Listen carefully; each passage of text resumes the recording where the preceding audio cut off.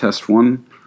So I decided for my master's thesis to look at the question of the MEF commander, Sir Ian Hamilton's responsibility and the ultimate failure of the British effort in Gallipoli. And to do this, I'm going to look at his official and private correspondence, both with contemporaries like Kitchener and his good friend, Field Marshal John French, who was commanding the BEF in France at the time, as well as his more personal correspondence with his wife and other non-official friends to discern the level of engagement, his anxieties or fears or apprehensions about the operation, as well as his involvement in the operational planning and whether or not he more lucidly understood the challenges that the forces under his command faced during the campaign. I feel like for Germany to assert itself. I feel like Hitler wasn't that intellectually disciplined like Lenin. He wasn't nearly as organized, you know. Well, the thing is though, I don't find Lenin that intellectually disciplined either, because really? His entire notion of vanguardism went against historical materialism. You know, this notion that there's this scientific process to development and that there's only this moment, you know, after modernization where you have the rise of a mass proletariat. You know, the idea that an intellectual vanguard could kind of speed up history was kind of a contradiction to the scientific auspices, I think. Maybe you could say it wasn't, but I think that there's definitely a tension there in the entire kind of Leninist worldview where you could kind of skip over. Because in my opinion, I feel like Stalinism is the culmination of Leninism. In the sense that, it's sort of like structure is I like how Napoleon was the end of, let's say, Robespierre or Rousseau, sort of. Right. No, Stalin really brings Lenin's notion of a kind of vanguard into being, you know, because the entire notion was that you were going to have a party that is able to rapidly accelerate the process towards communism. And Stalin does that in the form of the industrialization and collectivization in the 30s. And so this notion that Stalin made some radical break from the intentions of Leninism and vanguardism. Of course, it's an interesting question of how, in the process of doing that, Stalin and his kind of personality and his natural inclination was to basically destroy collective leadership and create power around himself. But what's interesting about that whole dynamic is that part of it comes from the fact that no one else is really willing to enslave I feel like Stalin, the country towards the higher ideals. And Stalin basically has the nerve to say, even if there's a famine, we're not gonna rescind collectivization. I don't really care. I feel like he had the best strategy, and you're probably right. Trotsky probably isn't intuitive. I'll have to read up on him, but Well, and what I think is really interesting was Stalin was incredibly inspired by Bismarck. Oh, really? And in a lot of ways, in terms of his just kind of his secret diplomacy, his backroom dealing, his constant maneuvering where he builds a coalition, uses it, and then breaks it up and attacks individual members. It reminds me a lot of kind of Bismarck and his character. No, I was saying we had a conversation about the legacy of Bismarck in my strategic thought class, and I think basically Bismarck left a legacy of ashes for Germany, institutionally, because no one else could really, he creates this position of chancellor that really no one else can fill, and it was also all hedged up on the context of William I being emperor and allowing him to maneuver in the way that he wanted. As soon as that disappeared and you get Wilhelm II, the system starts to collapse. So there's this one professor at King's who's like a big kind of, he's not so much a navalist, but like a kind of interest in like sea power and sea power throughout history. So sounds like Mackinder. Yeah, and so I had this really interesting lecture where I thought it was going to be on the Crimean War from like the 1850s between Russia and then Britain and France. Yeah. But it turned out to be this more general lecture. We're going to have the more specific one next Monday. But the lecture was basically talking about like sea power states. This idea that like there's these distinctive, whatever it's called. Yeah, basically. That's Athens. Yeah, no, and that was the funny part, is that he got into this huge discussion about Athens and them kind of becoming a sea power state, and the kind of aspects of how kind of maritime power in many cases seems kind of reflexively or deterministically related to kind of liberal, kind of democratic political ideology. Well, that's sort of what Dugin always says. It's like, well, and this is something I'm glad we're having this conversation, because it reminded me to email him if you take the time to respond. But I definitely have the question of like, is it a prerequisite of kind of sea powers to be kind of politically liberal or more democratic?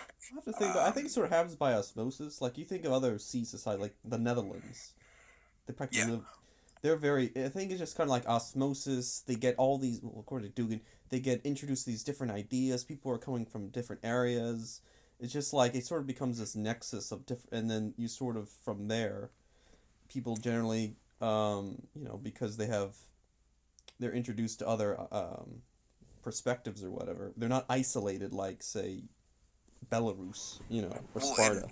Honestly, Nothing. It's funny that you say all like that, because he was saying the main kind of first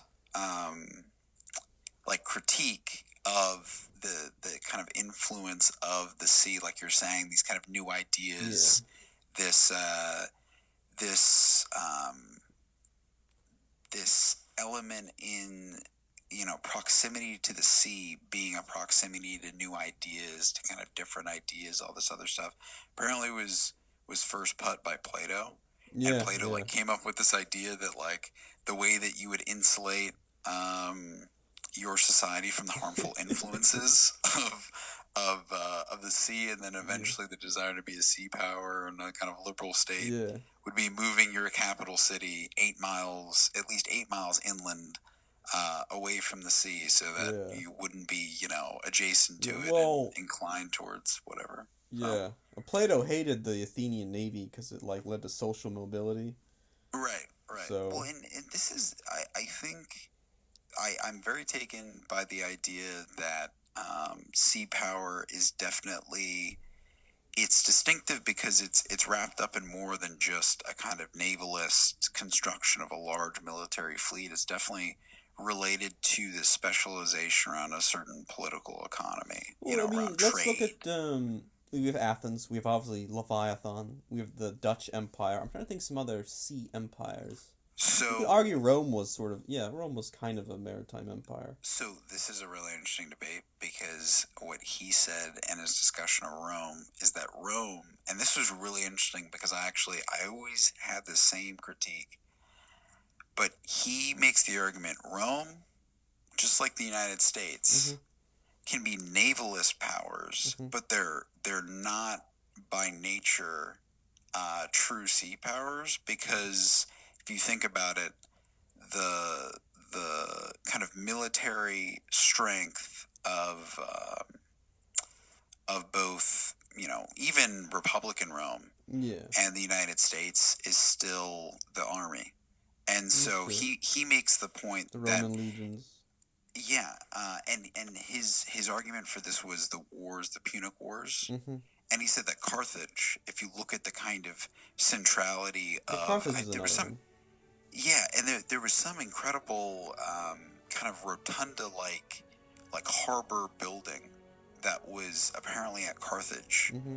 And I saw kind of, artist renditions and stuff like that. I can take a look at it. What is it called? What building? It might have been. I forget the specific name because he was kind of quick. I'll just Google ancient Carthage. Huh? I'll just Google ancient Carthage to see what you're talking about. Yeah. It's like a circular thing. Mm-hmm. Yeah. That's really cool looking. Yeah. No, it's beautiful. And apparently, interestingly enough, that was built after the First Punic War, where Rome had, or it was either the first or the second. It was after the first kind of Roman victory, and Rome had put in the treaty negotiations like extreme limit. I mean, basically, it was kind of like the Germans after World War I, where they were kind of stripped of any significant military arm. So in the case of Germany, it's army, but in the case of Carthage, it was the navy. So it was kind of ironic. The building was very much kind of a symbol of resolve of the Carthaginians, maintaining their kind of sea power identity, even though they, at the time of construction and completion, they didn't actually have any ships based on the limits to put into. You can have 0 ships. The Professor Lambert is his name.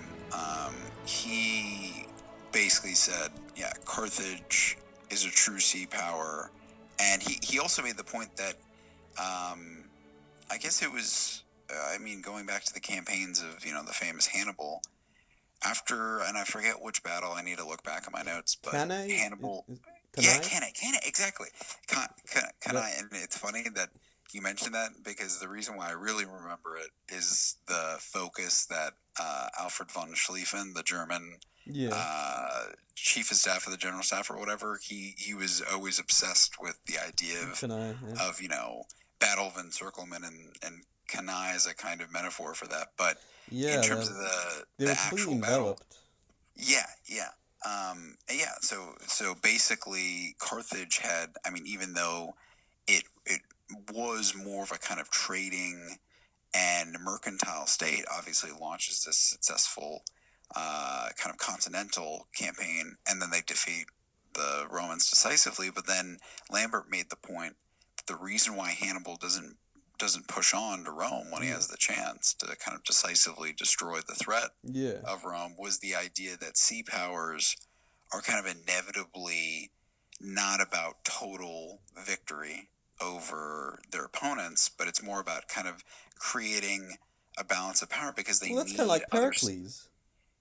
He doesn't really want to destroy Sparta. He just kind of wants to get the message to Sparta that, we're taking over. You're Polis, but we're going to be the preeminent power in the Aegean.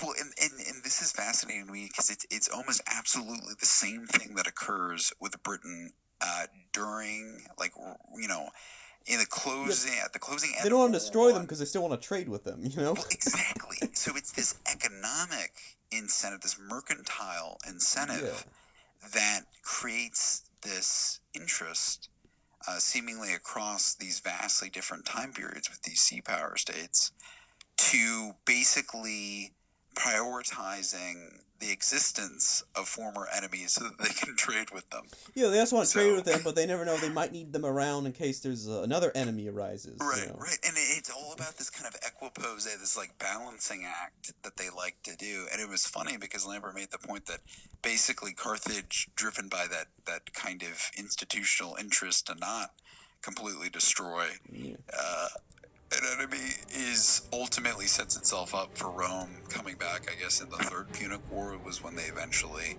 decisively destroy Carthage, and Rome doesn't have any kind of problems with salting the minefields or whatever they did. Just completely annihilating, the entire identity and history of Carthage. If Francis Fukuyama was right, that Western liberal democracy is the end point of history, then the first steps toward getting there began here, at the Acropolis, where the first form of representative government was attempted on a grand scale 2,500 years ago. But what happened? Why was democratic government abandoned for 2,000 years after that? My inquiry does not call into question Fukuyama's conclusion, but rather, why Athens, and to a lesser extent Greece, despite all the advantages of being the only people in the Eastern Mediterranean with representative government, failed to materialize greater political hegemony over their neighbors? Why was it the Macedonians and later the Romans who spread Greek culture to the outer world, and not the Greeks themselves? The answer lies in a 27-year conflict fought in the 5th century BC, known as the Peloponnesian War. A total war like the two world wars of the 20th century that was the culmination and immolation of the classical world. It was the greatest Greek tragedy of them all.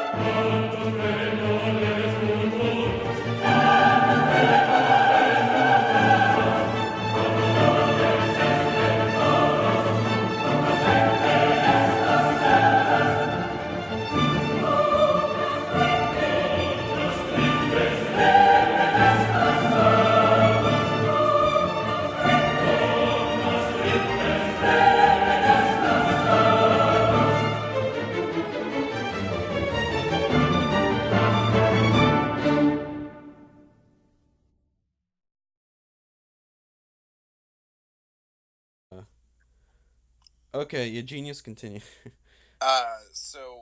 So I think that at least before you get to the Road to Failed Peace section, the introduction and the Periclean War, those are more analogous to the First and Second World War analogies.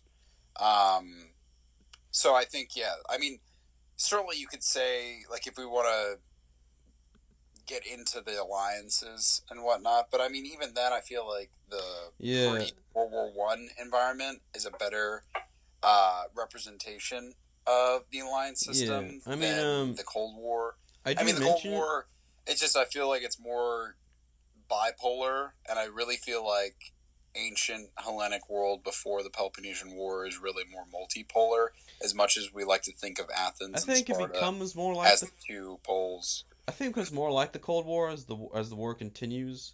Yeah. You see, like, really the oligarchy versus democracy play out, like, especially one of the battles where, like, the Spartans spare the aristocracy, I forget what city it was, Argos or something, like, on purpose. Right. Well, yeah, I definitely think as time goes on, the ideological dimension of the conflict comes out more. I think the beginning is more like we talk about two strong men colliding with each other, and two strong men colliding with each other really over the basis of maintaining their perception of hegemony within their kind of spheres of influence. But but then as we get later on, like I think the greatest example that we can really talk about in terms of ideology driving later war decisions is the whole just debacle for Athens in Sicily, and just the complete insanity from an objective perspective as to why Athens would expend so much of its resources and abilities in this, 5,000 mile away island. Yeah, it's a bit like, I don't know if it's so ideological, it's a bit like the Soviets in Afghanistan. Oh, 100%. Or, I mean, I think you can even make a parallel with the U.S. and Vietnam. Oh, yeah, yeah. There's this notion of, a proxy, kind of semi-aligned proxy state is, threatened or toppled or whatnot, and we need to go in and preserve it or save it or whatever. So I think that, in my opinion, that later war scenario, specifically involving the expedition to Sicily and that whole theater, yeah, it's almost like different. Is like the perfect. They just couldn't accept analogy defeat. To the Cold War. It was like they lost the first wave, and no, we have to double down, and they tripled down at one point. So it makes me think about the way that troop increases occurred in Vietnam. So basically the idea of, we have this policy. It's not a great policy, but the way we'll make it work is just by doubling and tripling down on it. Yeah. And kind of just not really realizing the true impediments to your success and just thinking of it as like a resource problem. Yeah, like they're just kind of thinking win at all costs, like basically throw the kitchen sink. Right, like the problem is it's like there's this strategic logic that goes unchecked. Yeah. So obviously I feel like there's almost like a proto-domino theory going on a little bit.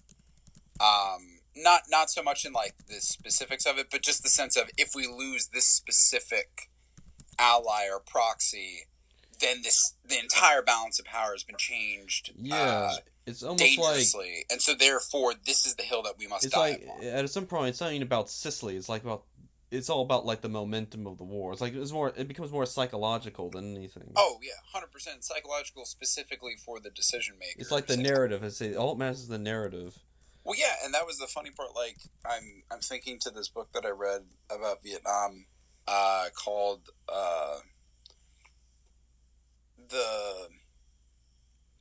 the Best and the Brightest, which is like this really interesting book about all the major policymakers in the Kennedy and Johnson administration during the Vietnam War and kind of the escalation. Yeah. And the really good point that you start to see with all of the main guys, like you think about McNamara, you think about the Bundy brothers, like all the main kind of policy advisors around Kennedy and Johnson, they all think about it almost purely in terms of like the geopolitical context of the early Cold War. Yeah, the idea is that the entire but North Vietnam is literally a pawn of Moscow, and this is all being fought in the larger context of just the balance of power between free and communist. The connection between the way that they put it. So Corinth and Sparta with Sicily is pretty. It's not that strong. I mean, obviously they're ethnically Dorian and they're actually a colony of Corinth, but it's also 800 miles away. So I just think it really was just paranoia to a large extent on Athens. Like, right. How powerful do they think Sicily? I mean, Sicily's real enemy is Carthage. It's not Athens. Right. I mean, they fought a war with Carthage. They fight a second war after the war with the Athenians. So yeah, I think that's something we could fine tune a bit. Oh god, there's so many questions and it's kind of getting late. I actually added a question or two. Let me find it. How does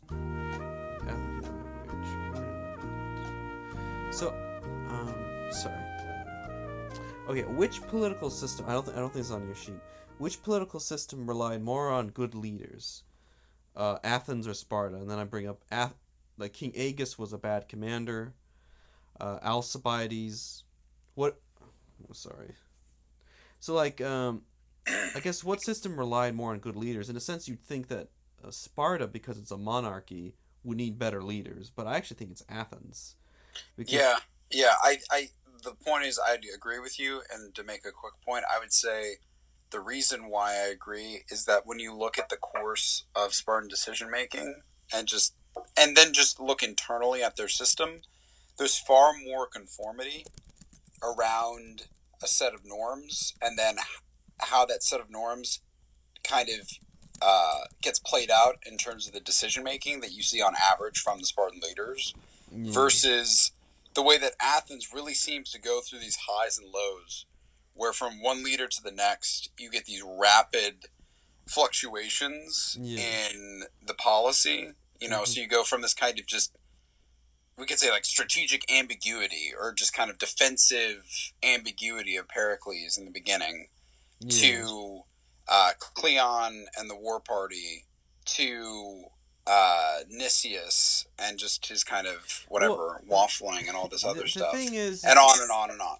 So the thing is, I think Athens is more reliant. I think it's probably more like, if you look at from the very beginning, you have these almost statesmen that almost supervise, almost like philosopher kings over the Athenian democracy. You have Solon, you have Cleisthenes, Themistocles, Cimon, Pericles, and after Pericles, there's really no succester.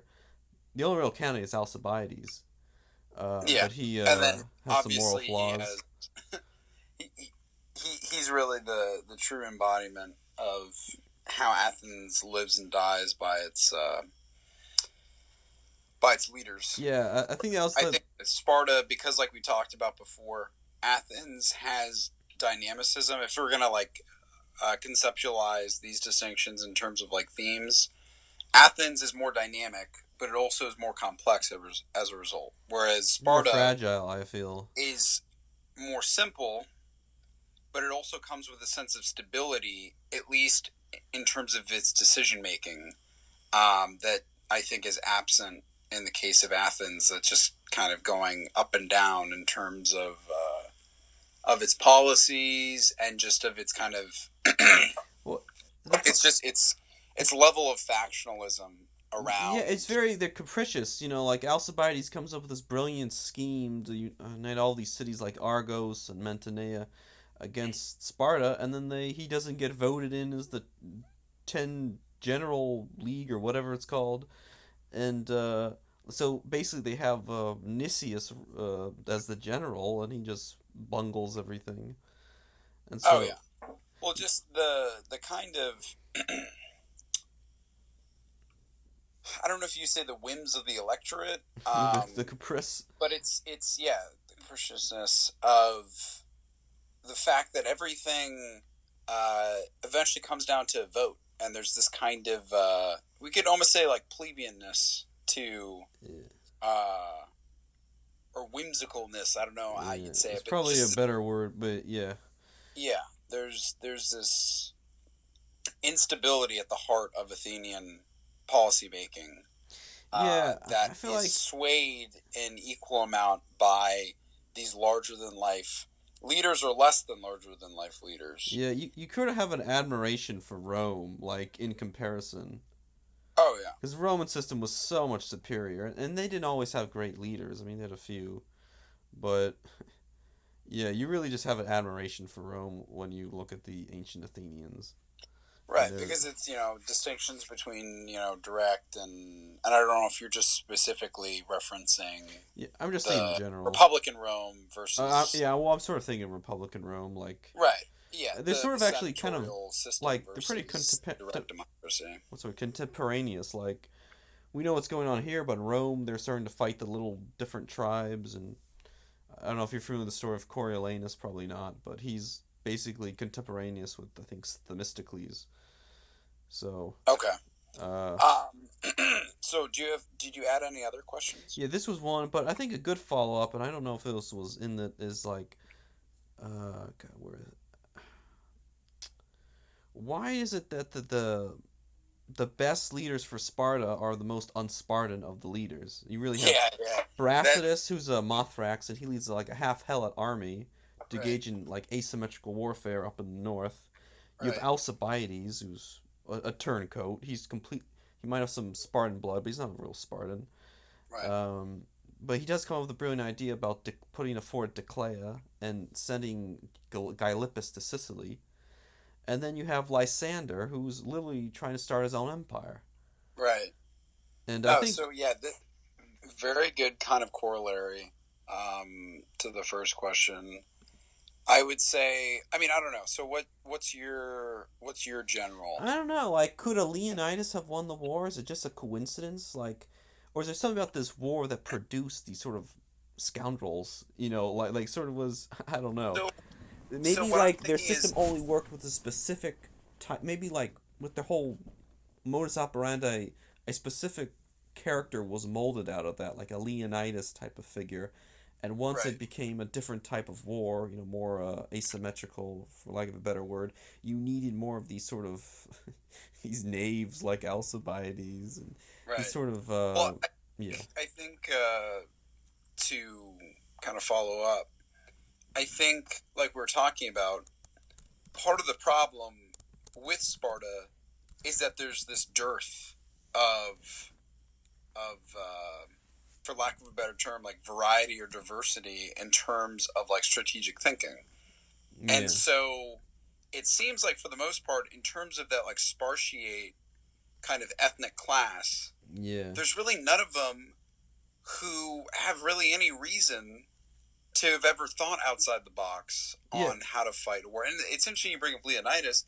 With Leonidas, I don't think he really would have been, or he would have done very well in the Peloponnesian War, because I think he would have been faced with the same strategic calculus that defeated pretty much every other Spartan leader, which was the fact that, guess what? Unlike the Persians, the Athenians are not going to come out onto the Attican plain and fight a pitched battle with you like the Persians did at Thermopylae, well, I think or in any other case from the earlier wars. So I think the same problem that confronts all Spartan leaders would have confronted, the kind of symbolic, kind of glorious leaders of the past, like Leonidas, with the fact that the Spartan system fundamentally, in some ways, had been superseded by the way that this war was being fought.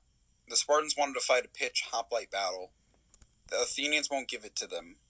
And then the Spartans, really, besides the few kind of mavericks, and I really think that's what we could call them, because, the reality is all of them are kind of mixed blood. Yeah, they're all social climbers as well. Right. Or kind of, like you're saying, turncoats with Alcibiades. Lysander as well.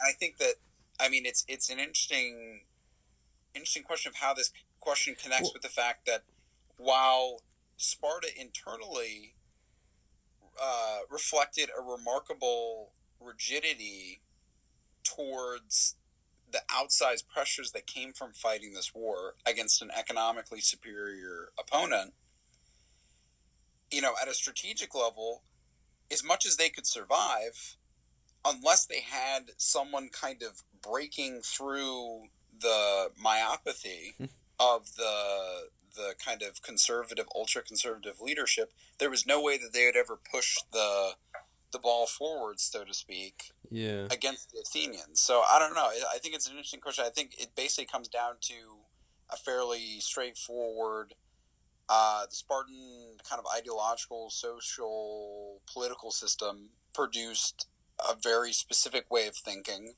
That thinking was out of step with the way that the Athenians were fighting the war, or from the very beginning with Pericles, and that it took someone basically who was kind of on the periphery of the Spartan social ladder, who was of mixed descent or who was an outsider that kind of came in to basically bring a sense of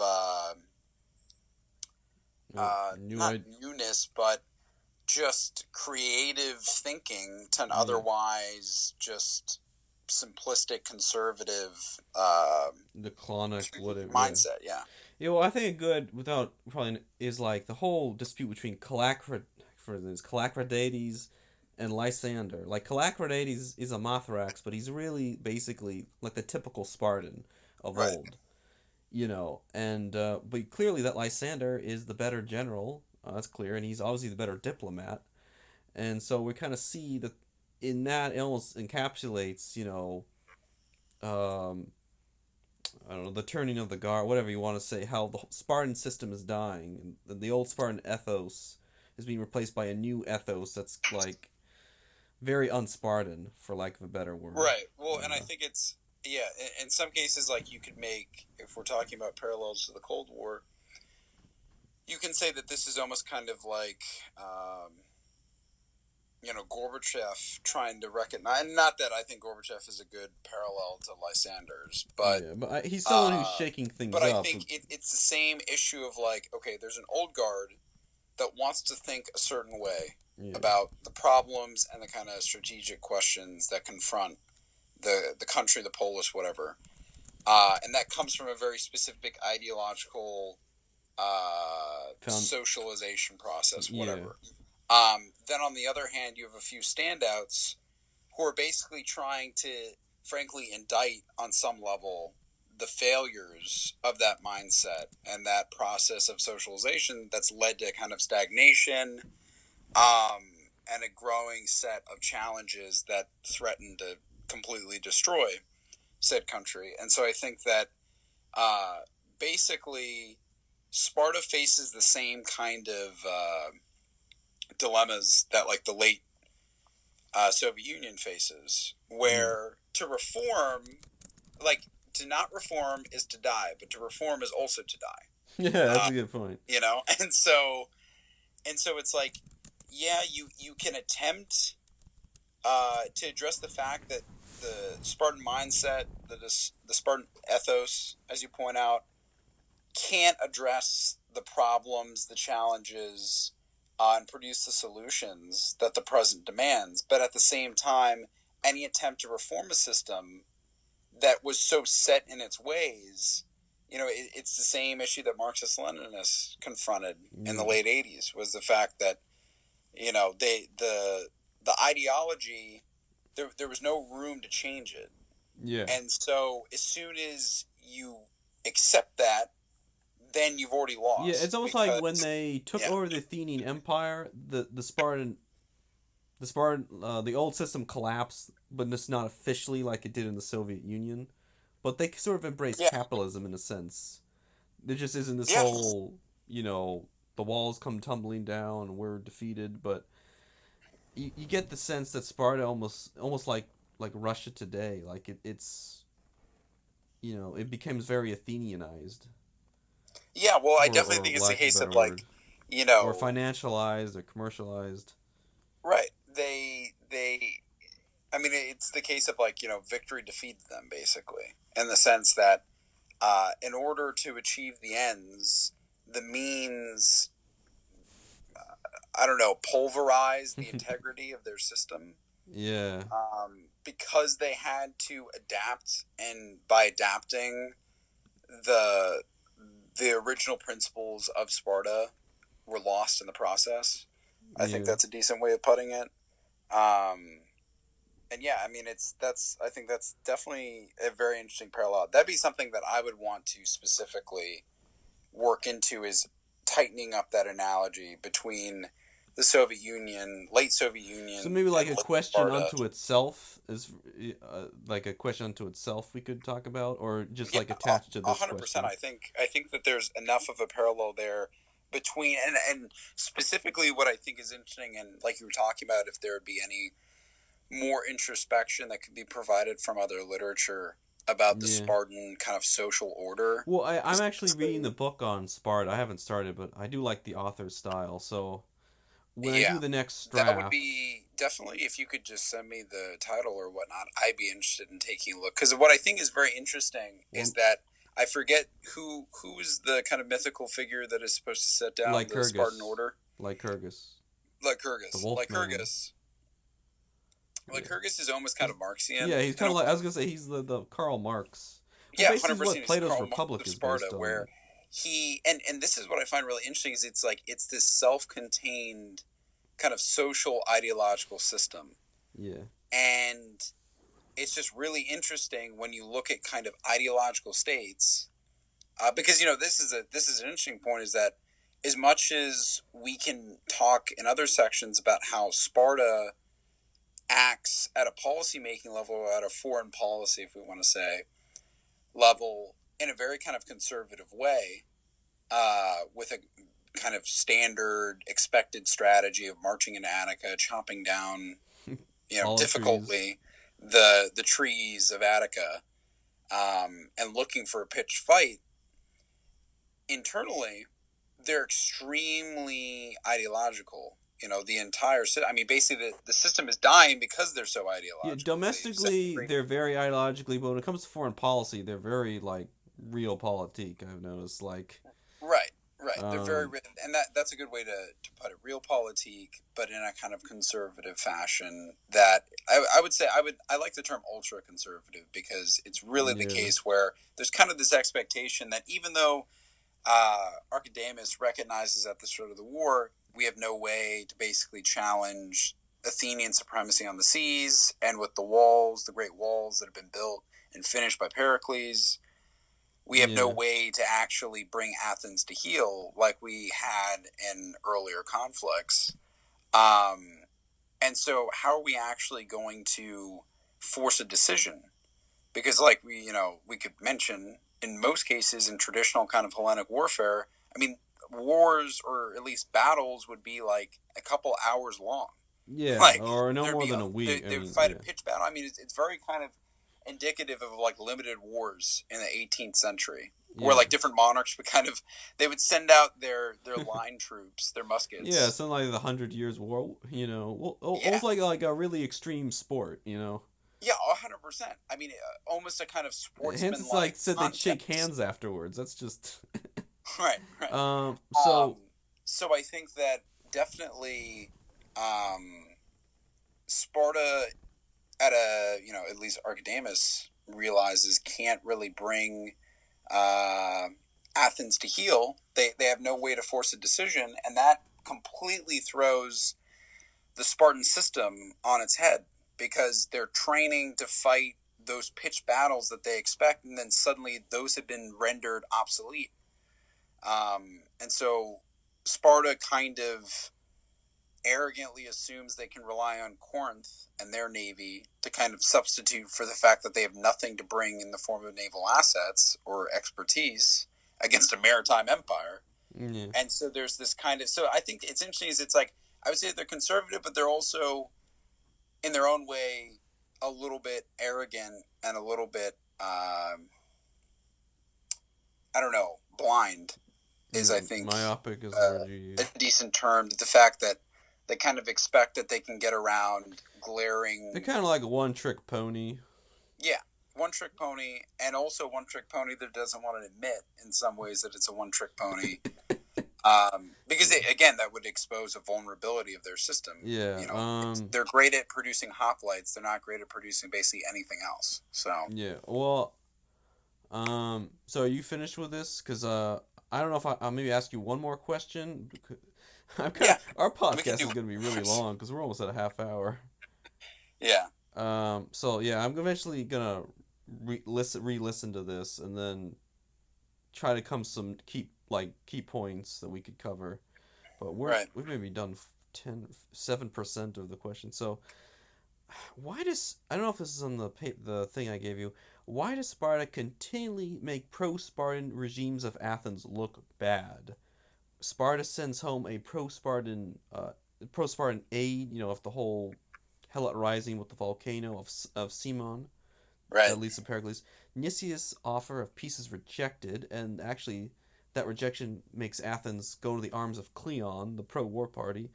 Right. And then you have a pro-Spartan Athenian oligarchy offers them peace, but they continue and they attack Declea. So it seems like Sparta, they keep putting their foot in their mouth. Like they're creating the very problem they're fighting a war to thwart. Right. Well, I think what immediately came to my mind when I was reading, and this is funny, just based on the analogy that we were making about the late Soviet Union, in the last section, was the fact that this perfectly encapsulates early Soviet Union policy with like their foreign adventures on their borderlands. Oh, like with Poland or yeah, invading Poland, trying to foment revolution in the Baltics, trying to foment revolution in just everywhere around there. They call it Stalin called it the limit trough or whatever, the kind of immediate states around in the borderlands of Eastern Europe. And yeah, it's the case of and I don't know. I think maybe this is an example of, because generally it seems like the reasoning that both Hansen and Keegan kind of point out is the fact that there's a pro-war faction within Sparta that's strong. I mean, obviously they bring Sparta into the war to begin with over the reservations of Archidamus. Yeah. And I think maybe it's not just internal demand to like fight the war to its conclusion, but it's also the fact that, Sparta doesn't have a lot of successes for a long time. I mean, it's kind of just, an inability to find a pitched battle in Attica, and then just horrendous naval defeats of their allies, and, frankly, fairly successful attempts by Athens to foment, I mean, obviously, albeit like small, but significant uprisings around the coast of Peloponnese. So I feel like we talked about before, because Sparta has the reputation as this kind of invincible militaristic state, once that starts to be undermined by the fairly inconclusive events of the first 10 years of the war, or 15 years of the war, until, the Peace of Nicias. And then the huge defeat at, Spectaria. Spectaria, that's right. Right, where you have the surrender of 100 plus Spartiates, as they call it, or Keegan calls them. I mean,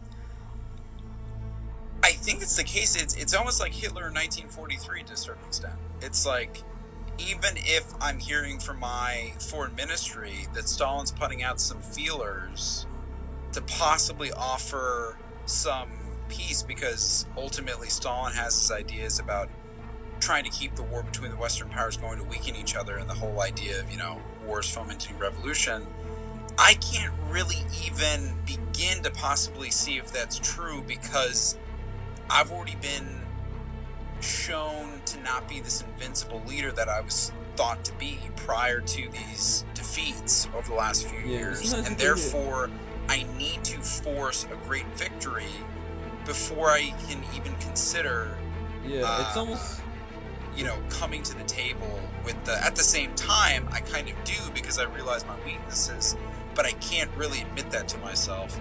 I think there's something like that going on. It's almost Sparta. like they don't even want Athens to exist. It can only exist as this like sort of agrarian little small village, but they can't like be co-equals. Like, it's almost like they feel like there's this sense of insecurity about Athens. Like it. Well, yeah, and I like think Athens can't stand on it. They just want it to be this little polis that just minds its own business, and you get the sense that they never really want peace with Athens. Right, and I mean, you could say it's I think Athens is more willing to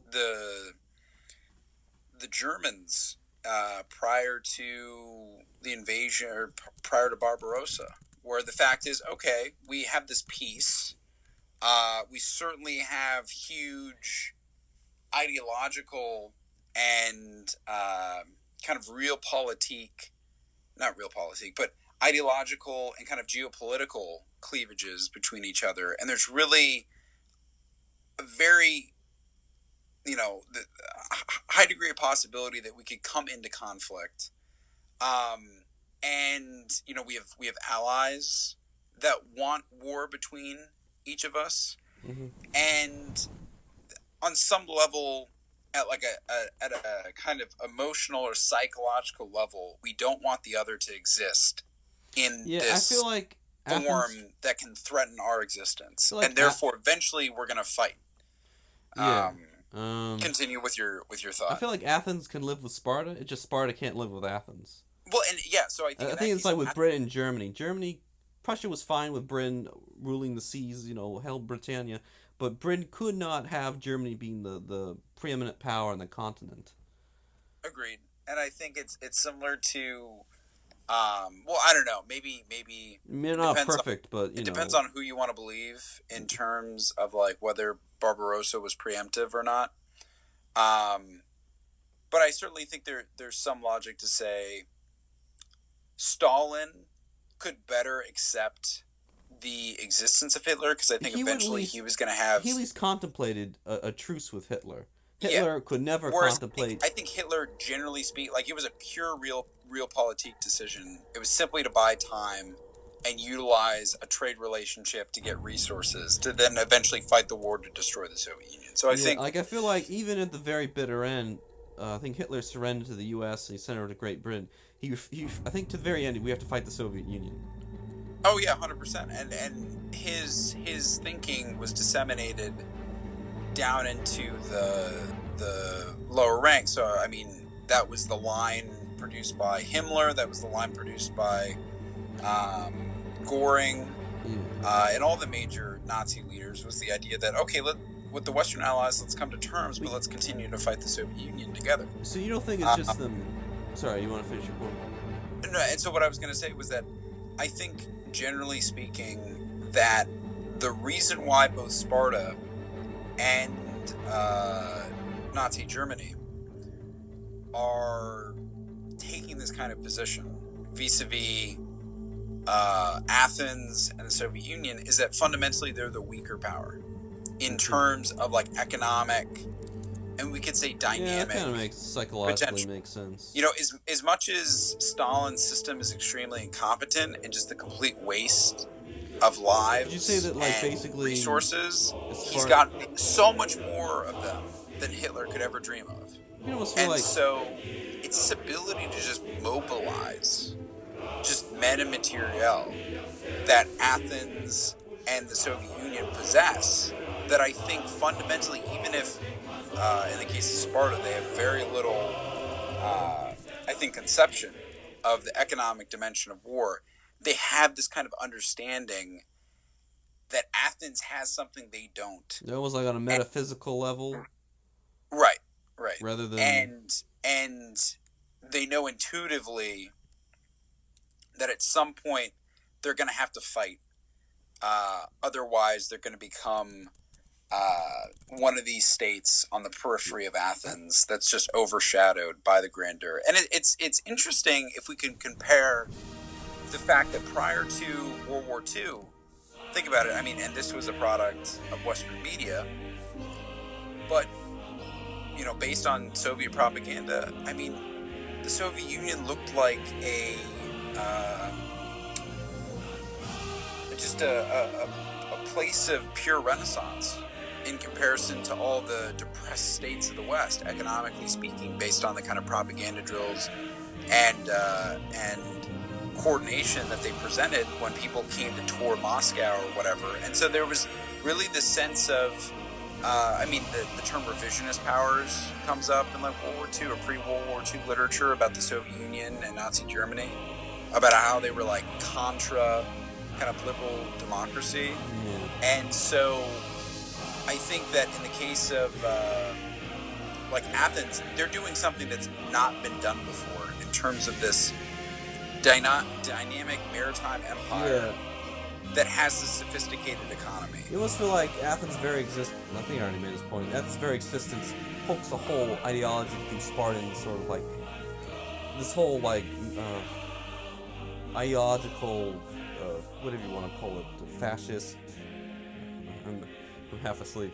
But, like, their very presence pokes a hole. Like I was saying to the Spartans, you really don't have to train 24/7. You can just, like, have a good life and be happy, Oh, yeah. 100%. Almost a bit like the West versus the East. Like, maybe there's a middle, like, basically, like, socialism with the human face, or, what am I getting at? Like, maybe you don't... I think Tom Sunik had an expression that communism died in the East because it was better implemented in the West. It's sort of like, maybe there's a better life in the West. Maybe we could, maybe something like that. Right. Well, I mean, basically what you're getting at is, material prosperity tends to undermine ideology. Mostly. Yeah, that's true. Because it appeals to kind of individualistic self-interest that everybody at their core. That's the one thing Sparta couldn't have. Because you had rich people in Sparta, but they couldn't flaunt it. So in a sense, why be rich? Well, exactly. And so I think that, like you're saying, Athens was probably only going to get stronger in the reality of it. I mean, I think that there was nothing on the horizon for Athens besides a major war that was going to threaten their continued rise. Yeah, and so I think that Sparta then needs to throw off turn over the poker table. Right. Athens just needs to just buy time, much like Germany. But so I guess after this, it's not like you can almost wonder if Sparta is bungling all these, like they don't have a method, like there's no method to their madness. They're just being short-sighted. But it seems like actually these Spartan diplomats, whoever's emissaries, they actually have some pretty good sound reasons, and it's these peacemongers amongst the Spartans that don't really get the big picture. Right. Well, I definitely, I think that the logic comes into greater relief once you start to think through these larger pre-war trends that are going on. Because, like we're talking about, Athens has an empire. Yeah. Sparta has near abroad. There's like a sphere of influence. I wouldn't even say hegemony, because the reality is they're definitely first among equals, but I don't think they're any more than that. Precisely because we're talking, there's a lack of economic strength. Yeah, I think a lot of their power is just that they're Sparta. It's like most psychological. I think it's a bit perception. Like France, Well, and this is the thing. I would say this. When I was thinking about it, when I was reading that Toland book, going back to the Hitler analogy about possible peace feelers and I honestly, I could have seen before the Battle of Kursk, and that's when this occurred, apparently, according to some sources, that Hitler, through some links in Sweden, tried to put out some peace feelers to the German Foreign Ministry in early 1943, so after the Battle of Stalingrad. Yeah. And, basically Hitler declined. Now, of course, thinking about it after Kursk, and then basically after Kursk, about how the Germans really are, at this point, are just fighting this extended retreat for the rest of the war. You think about, Hitler was insane not to take the peace, not to accept the peace. How could he not? How could he not immediately gravitate to that? And I think it gets back to what we're talking about in terms of ideological states and what possible realpolitik, like when realpolitik rationales or logic conflicts with the ideological integrity of a state and how that influences a leader's decision-making. So to simplify everything, Hitler can't concede or come to terms with the Soviet Union because the Soviet Union is already the sworn eternal enemy. There's already been so many losses. This is already, the Soviet Union has already damaged the sense of German military superiority. It'd be like the equivalent of a reformation, or something like that. The Soviet Union's not so bad, guys, after all. It was like that scene in 1984. It's like, East Asia's always been our enemy, Well, yeah, and it's kind of ironic is in some ways, both Sparta and then Germany in World War II are more, I wouldn't say entirely Sparta during the Peloponnesian War, but at least Hitler is fairly honest at least in his internal decision-making, to realize there's no way that he can sell ideologically a peace with the Soviet Union that doesn't come from, I would say pretty much total annihilation of the Soviet Union. Because if there's anything left of, Jewish Bolshevik communism, then they haven't achieved total victory. The horrendous costs and losses of the war have not been legitimated by anything. And Hitler goes from looking like this divinely inspired, he's all German human, Napoleon basically, to, Napoleon sitting in exile on, yeah, I mean, obviously, whatever. it'd be the end of Hitler's reign, and I think he realized. I almost wonder if he made this decision kind of selfishly. Well, I think Obviously, on it'd be their some interest of level. the Germans to have negotiated, but I think, in a sense, he's a bit of a narcissist. He kind of put his own ego above that of the German people. And we have Well, to wrap this up, but I well, think he says something like, well, we should just kill all the Germans so we don't have to face this humiliation. well, Sort of this I mean, definitely desperation, this sort of almost like Goddard down. What's the they compare it to like that Wagner, that sort of that Wagner play where they like the gods die. Like he just kind of like almost like it was a perfect end to his kind of world. You know, Oh yeah, well, and this is what I think is interesting with it's Sparta apocalyptic or is the fact that I think they're fundamentally making the decision to continue to go to war, to continue to increase the possibility of war's resumption with Athens, because fundamentally they realize we've been made to look a fool. Our entire basis for our system has been damaged. I would say, yeah, it's almost like a bit like a metaphor for Biden's Thermopylae defeat. itself. Yeah. The cult of Thermopylae's death is kind of the defeat of the Spartans at Sphacteria, where you have this surrender. Yeah. And so it's almost like similar to Hitler and the Germans in World War II, is that, I mean, they're doomed if they continue to fight, and that's even true in the case of Sparta, because as we know, Sparta, even at the end after they've won, they basically lost because they're no longer Yeah, they're Sparta. kind of like Great Britain They're after on the of Second Persian World War. bankers and all this other stuff. But I think there's a similar calculus where fundamentally, early in the war, Sparta and Germany are fatally injured, so to speak, both like perception-wise Yeah. and strategically on some level by Stalingrad, by the Battle of Sphacteria, where they lose 100 Spartans to surrender as opposed to just going out, like true descendants of Leonidas. Yeah. And fundamentally, the entire mythos that was the basis for the self-confidence of Sparta in Germany evaporates. So the Sixth Army surrenders, and the Spartans surrender at Sphacteria. And so suddenly, the invincibility of these two militaristic states has vanished. And suddenly, they're now in this race against, like we're talking about, realpolitik logic, to try to find a victory that'll be so great that'll overshadow the damage it's that's all already about been the done narrative. to the mythos. It's all about the narrative. But anyway, do you want to make any last points? Because I got work tomorrow. I got you. So what I would say is that I think that Sparta is trapped in a kind of death spiral where they're trying to avenge. Someone gets caught in its own lie, basically, and they can't. Right. Their invincibility is shown to be, a myth. Is shown to be untrue. Mm-hmm. And they fundamentally, and the funny part is, in the context of the decision making around whether to continue the war, it actually makes more sense by the basis of believing in their system to continue to fight. Mm-hmm. But to continue to fight is to eventually unravel their entire system. Yeah, so, the heart in the rock place, basically. Basically. In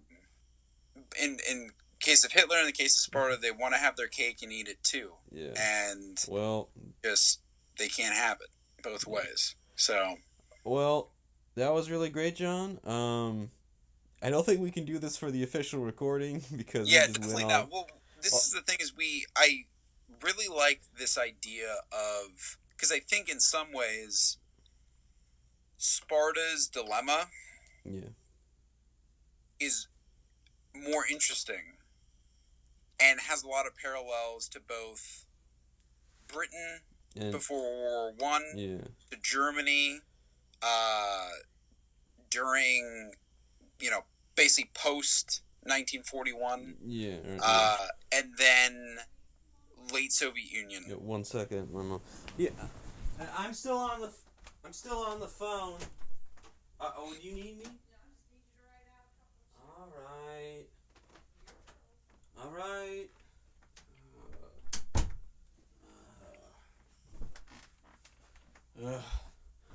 All right, we're gonna have to wrap this up soon. My mother just wanted me to write a check or something. So sorry. You want to finish your last point? Yeah. So what I was gonna say is that I think Sparta has, I think in some ways, a more interesting dilemma that's producing their logic for the continuation of the war, and I think that in a lot of ways, Sparta is similar to Britain before World War One, Germany after Stalingrad, and the late Soviet Union. Yeah, well, I think they're all fair. So, well, John, you can really get going on a topic. Yeah, no. You go in so many different directions. I'm gonna have to listen to this later and then try to make sense of it all. Yeah, I wrote some notes down, if but if there's any way that you can send it to me, I'd be interested. I kind of doubt it because it's like 50 minutes. I got you. Yeah, then no problem. I mean, maybe next time I'll try to record. Oh yeah, it's probably not a guy. Yeah, and then try to see if see how this all plays out. But what I think I'll do is, yeah, I mean, it's good to kind of run through these because we can kind of get a sense of okay, because I've been taking some notes while I've been writing or saying this. So yeah, I think what I can do is, isolate down what I specifically want to talk about from these kind of just stream of consciousness. Well, I'll take my notes and we'll ask this question, but we can't let you ramble for like half hour. No, we'll just kind of focus on what I think is the most relevant, obviously, and then maybe 100%. I could take some of this and put it someplace else.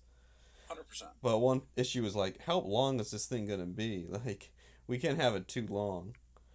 Right. Well, and the thing is that I also, I can just keep talking about one thing for a long time. Yeah, I mean, if there's this organization of, okay, 20 or 30 seconds on each topic, then I can definitely condense it. Yeah, I mean, you want this to be scripted, but also sort of, unscripted. Right. Well, I think, I'm going to, now that we've kind of done this once, what I'm going to do is I'm literally going to go through it and I'm going to write up a kind of response to each question. And maybe you can send it to me. Have that as a basis of a response, and then maybe have a minute for each question. Yeah, I can send you. I mean, not maybe tomorrow. Some my revised questions with a few added ones because some of these weren't on what I emailed you, whatever it was that I emailed you. Right. So yeah, we'll tweak it, and actually we only went through maybe we did 4 questions out of 30. I don't know. So. Well, I mean, the thing is, I think we were kind of hitting a lot of. I mean, we kind of got more into meta kind of discussions. Some of this will go into other questions. I'm not going to throw that all out, but I'll try to see what I can make sense of it and just put it somewhere else. Right. All right. Well, I don't know if you want to do anything this weekend. If you just want to continue. I mean, this might actually be better for the questions than actually one-on-one because we have a recorder. But I don't know if you want to get together this weekend. I can't do Monday, but maybe at least get together once in person before you go to England. Yeah, I'll double check to make sure my mom doesn't want me to move any more stuff this weekend. And then what day do you leave for England? Your school starts on the 17th, I guess. That's actually my birthday. It starts on the 24th, but I fly out, I believe, September 14th. So. Oh, okay. Are you gonna be with your dad or your mom? I mean, I'm definitely gonna spend some time with my mom and my dad, but so they're gonna go with you to England? I think probably this weekend would probably be the best because it's before my dad flies back. Are they gonna help you get situated in London? I hope. Huh? Are they gonna help you get situated in London? No. I mean, I was just saying before I go. I'm gonna be okay. Are you just going on your own? Yeah. Well, that's scary. That's just scary thinking about that. Because I haven't really done the furthest I've been is Fredericksburg, Maryland, but. Yeah, I wish we could record that conversation we had on the bench last time we met. Oh, yeah. Felt like that was a good conversation, but we probably forgot everything. Yeah. All right, man. I definitely couldn't recite it. How was London? Yeah. So London is good.